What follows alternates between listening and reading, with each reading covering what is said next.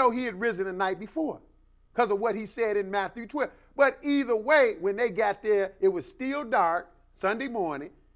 He was not there. The angel said he is risen. You can only look at where he was. That's where he was laying at. He is gone. So who can tell us Jesus rose early the first day of the week? He didn't. He was already gone. And we know, brothers and sisters, if he's going to be in the grave for exactly 3 days and 3 nights, like he said, he could not have died, like the theory is, from Friday evening to Sunday morning. Because if you count from Friday evening, brothers and sisters, you can't get 2 days and 2 nights. You can only count Friday night as 1 night and Saturday night as 2 nights, and you can only count Saturday in the daytime as 1 day. You can't count Friday because you say he went in Friday night. You can't count Sunday if you say he rose early Sunday morning. So you only got 1 day, Saturday, and 2 nights, Friday night and Saturday night, if you say he died Friday evening and rose early Easter Sunday morning. You denying Jesus. Jesus said he would be in the grave for 3 days and 3 nights. Now, we know the truth of the matter is Jesus had to die way back in the middle of the week on a Wednesday evening and was buried Wednesday evening because what they thought was the Sabbath, it was a high Sabbath, which fell that Thursday. After the Passover, which Jesus died on, is the first day of unleavened bread. That's another lesson. We ain't going to get deep into it, but that's what happened. At any rate, he was in the grave Wednesday night and Thursday. That's 1 day and 1 night. Thursday night and Friday. That's 2 days and 2 nights. Friday night and Saturday in the daytime, 3 days and 3 nights. He rose Saturday evening. He got to rise in the evening, the same time he went in, if he going to be in there equal amount of days and nights like he said. It's simple. 3 days and 3 nights. So when they got there Sunday, the first day of the week, early, he was already gone. He is risen, like the angel said. That's the truth of the matter. Either way, we don't see nothing substantiating changing the Sabbath. Now let's go a little farther. Let's go to the last 2 million years, and we're going to pick up this next false holiday. We done dealt with the weekly Sabbath. We're going to pick up Easter and show you what it's really about. Last 2 million years, and we're going to read Pagan Rites Absorbed. This is a history book, last 2 million years, page 216. Go ahead. By a stroke of tactical genius, the church, while intolerant of pagan beliefs, was able to harness the powerful emotions generated by pagan worship. See, we finding out in the 3rd and 4th century, they mixed a whole lot of pagan worship into Christianity.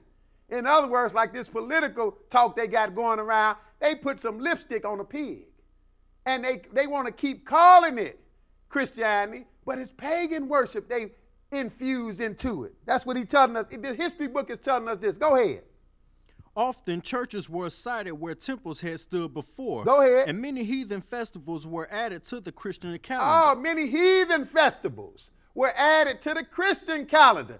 So that means if you didn't add a heathen festival to the Christian calendar, it's still a heathen festival, isn't it? Yep. You can't make it Christian just because you call it Christian. That's putting lipstick on a pig.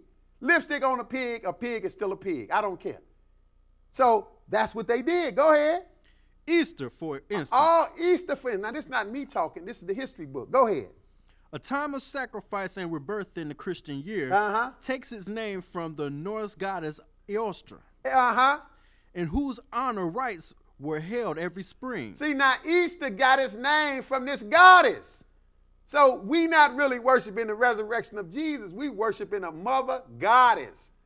Go ahead. Let's see some of the stuff they did to honor this goddess. Go ahead. She, in turn, was simply a northern version of the Phoenician mother, Astarte, goddess of fertility. Goddess of fertility. Go ahead.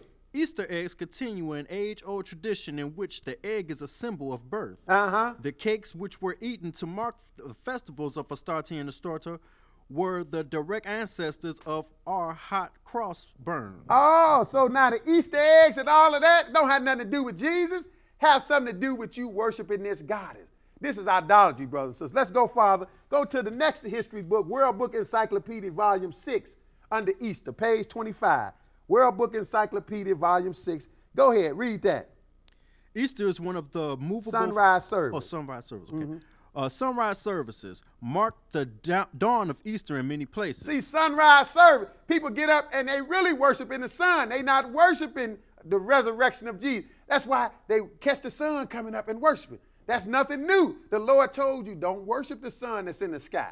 That's what you're doing with Easter. Go ahead. Thousands gather in the theater of the Red Rocks near Denver, Colorado. Other services take place in the Hollywood Bowl at Hollywood and in the Hawaiian Punch Bowl near Honolulu. See, thousands gather to watch the sun coming up, to have sunrise service, not Jesus' resurrection. People try to call it Resurrection Sunday. Now, look, you got lipstick on the pig.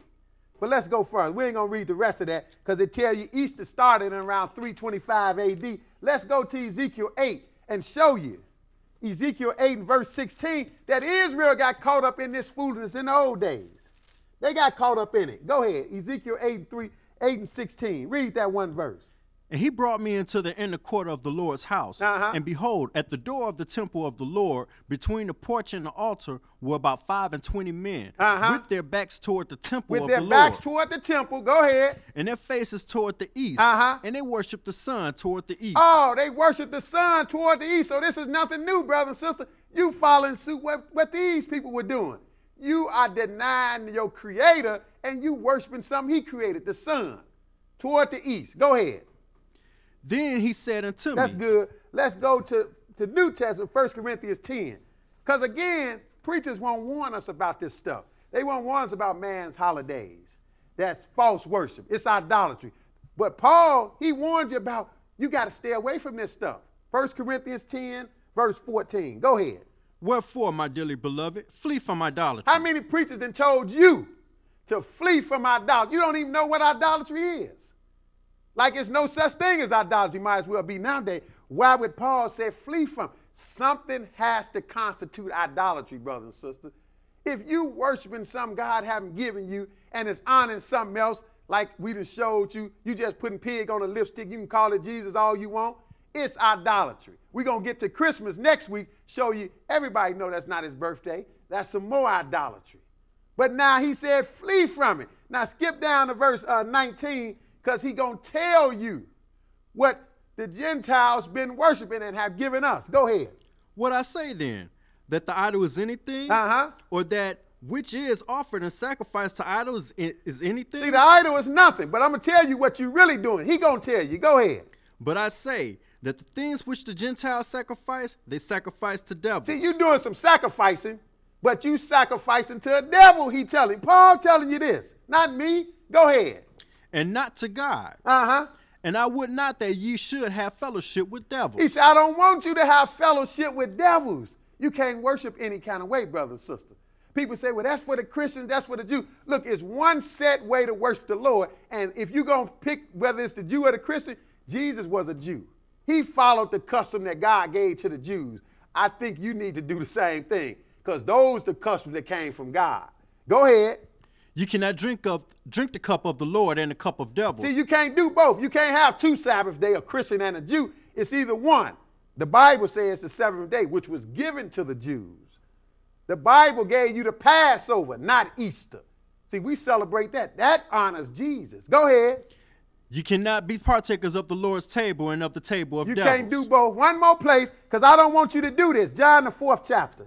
John 4, and quickly read verse 22. I don't want you to do what Jesus said people were doing and you doing too. Just because your mother did it, your father did it. Don't do this. 4 and 22. Go ahead. Ye worship ye know not what. This is what Jesus told this lady. Woman, you worshiping okay, but you worship you know not what, but somebody do know. Go ahead. We know what we worship. Why? For salvation is of the Jews. So now if you're going to pick whether you're going to honor something the Christians got or the Jews, remember Jesus was a Jew.